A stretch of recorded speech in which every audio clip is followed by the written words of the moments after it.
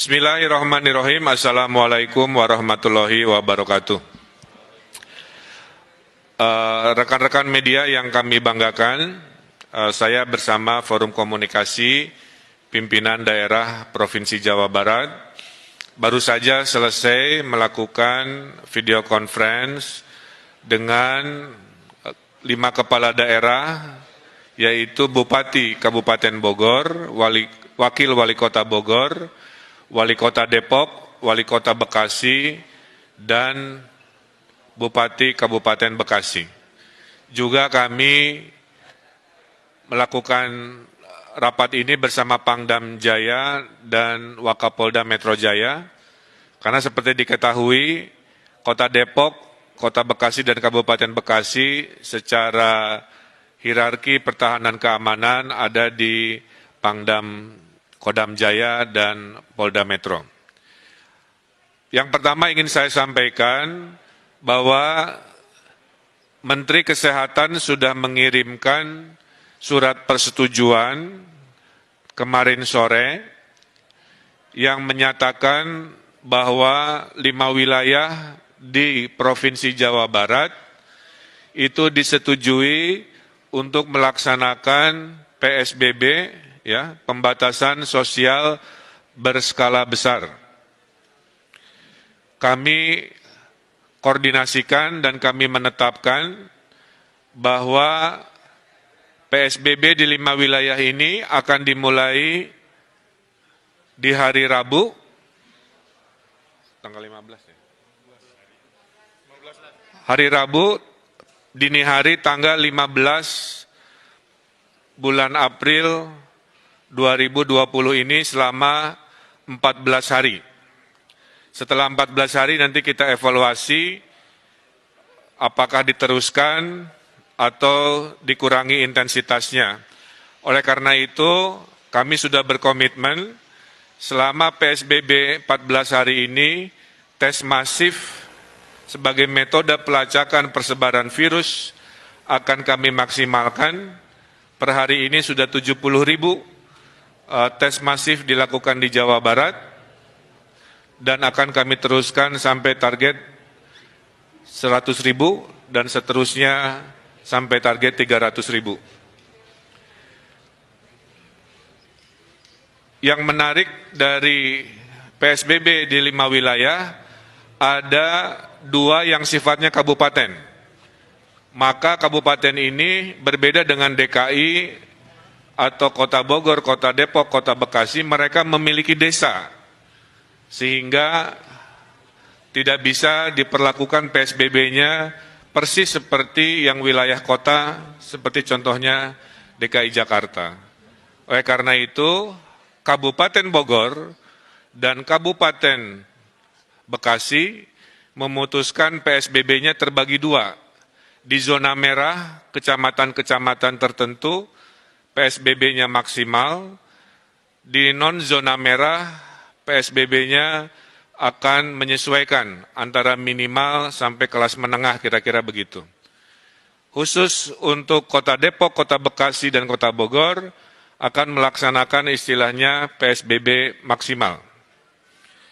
PSBB maksimal ini salah satunya akan memulai menutup akses ke wilayah-wilayah sekitar di hari Rabu, kemudian juga akan membatasi kegiatan-kegiatan perkantoran, kegiatan-kegiatan komersial, kegiatan-kegiatan kebudayaan, dan kegiatan-kegiatan keagamaan. Kepada mereka yang terdampak oleh COVID, kami kelompokkan ke dalam 2 golongan. Golongan pertama adalah golongan yang terdata oleh pemerintah DTKS, maaf.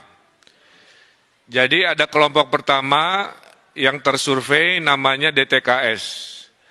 Nah, yang DTKS ini mayoritas akan dibantu oleh APBN melalui kementerian-kementeriannya. Kemudian ada kelompok 2 yang namanya non-DTKS, yaitu mereka-mereka yang rawan miskin baru, yang sebelumnya tidak masuk daftar bantuan. Nah, di non-DTKS ini, yang rawan miskin baru terbagi 2 juga, yang berKTP 5 wilayah dan perantau. Jadi kepada para perantau di wilayah 5 ini, jangan khawatir, Anda tetap akan juga dibantu oleh pemerintah Jawa Barat dan pemerintah 5 wilayah ini. Anda akan dipersamakan haknya, selama Anda memang berhak dan butuh bantuan, kami akan bantu.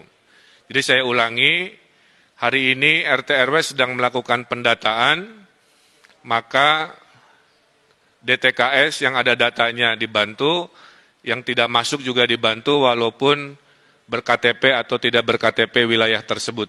Selama de facto memang bekerja ngekos atau bekerja di situ. Bantuan terhadap Bodebek ini pintunya ada 7. Pertama, mereka akan dibantu oleh PKH, ini yang sudah rutin. Kedua, mereka yang akan dibantu oleh kartu sembako atau pangan non-tunai, ini sudah rutin. Ketiga, mereka akan dibantu oleh kartu prakerja untuk pengangguran dan yang kena PHK. Keempat, mereka akan dibantu oleh Presiden lewat bansosnya 600.000 kali 3 bulan. Kelima, kalau di kabupaten mereka akan dibantu pertama kali oleh dana desa. Sekitar 20 dari 30 sampai 30% dana desa akan dipergunakan untuk membantu miskin baru karena COVID di desa. Yang keenam, baru dana sosial dari provinsi yang 500.000 kali 4 bulan, itu sudah siap.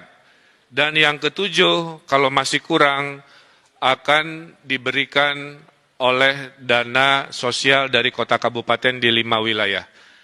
Jadi para RT RW saya himbau untuk segera melakukan kajian ulang, mensurvei ulang, jangan sampai ada perantau karena alasan tidak berKTP di sana, tidak dihitung sebagai yang dibantu. Selama ekonominya memang susah dan perlu bantuan, itu perlu kita bantu. Tidak boleh ada orang warga Indonesia yang kelaparan di tanah Jawa Barat, siapapun itu insya Allah kami bantu. Bantuan itu datangnya bervariasi waktunya. Bantuan dari provinsi insya Allah di hari Rabu Kamis pada saat diberlakukan PSBB, bantuan sembako, logistik, dan tunai sudah bisa dikirimkan di daerah Bodebek. Menyusul seminggu kemudian menurut laporan bantuan dari pemerintah pusat.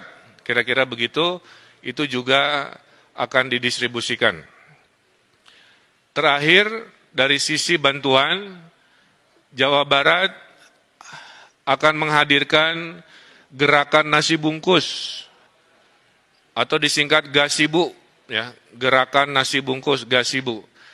Gerakan nasi bungkus ini adalah jika bantuan sosial yang jumlahnya 7 masih ada yang terlewat, ada orang-orang lapar di jalan, di RW-RW, minimal perutnya tidak kosong, akan ada dapur umum di kelurahan-kelurahan di 5 wilayah yang akan membagikan nasi bungkus kepada mereka yang kelaparan.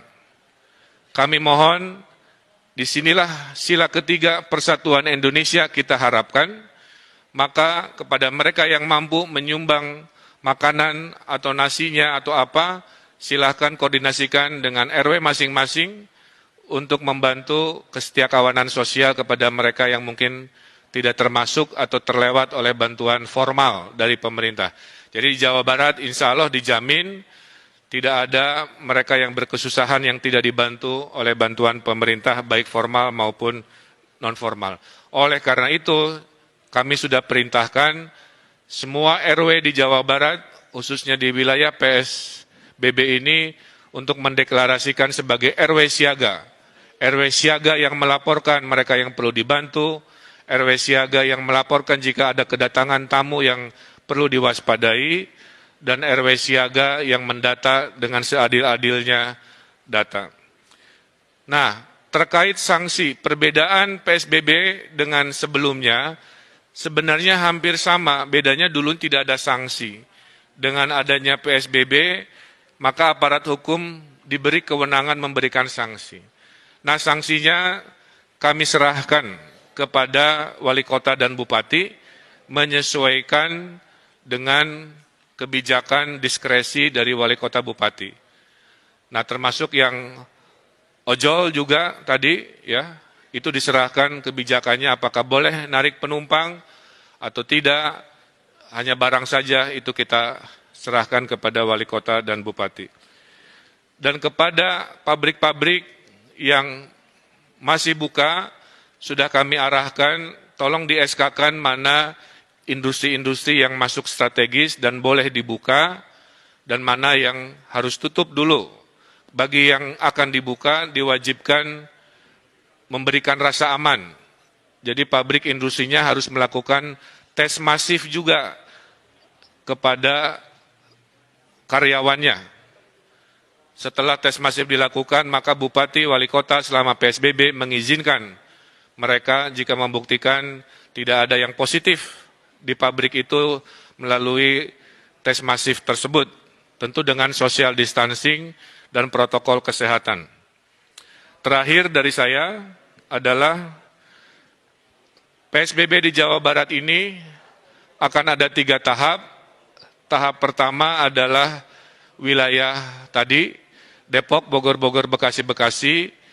PSBB kedua adalah Bandung Raya. Jadi kami sedang mempersiapkan surat kajian data karena ada lompatan di Bandung Raya, di Kota Bandung, Cimahi, KBB, Kabupaten Bandung, sedikit Sumedang, maka itu adalah PSBB tahap 2 yang kami rencanakan, dan yang ketiga jika dibutuhkan, kira-kira begitu. Nah, Bapak Ibu yang saya hormati, saya tutup dengan sebuah semangat bahwa penyakit COVID-19 ini ada 3 benteng pertahanan. Benteng pertama adalah benteng pencegahan, social distancing di situ, PSBB di situ. Ini mudah dilakukan tapi juga susah jika kita tidak taat dan tidak disiplin. Kalau jebol benteng pertama karena tidak disiplin, masuklah benteng kedua yaitu pelacakan. Dengan pelacakan kita tahu di mana klaster-klaster penyebaran virus. Kalau pelacakan gagal dan jebol, baru benteng terakhir yang kita punya yaitu benteng perawatan terhadap mereka yang sakit.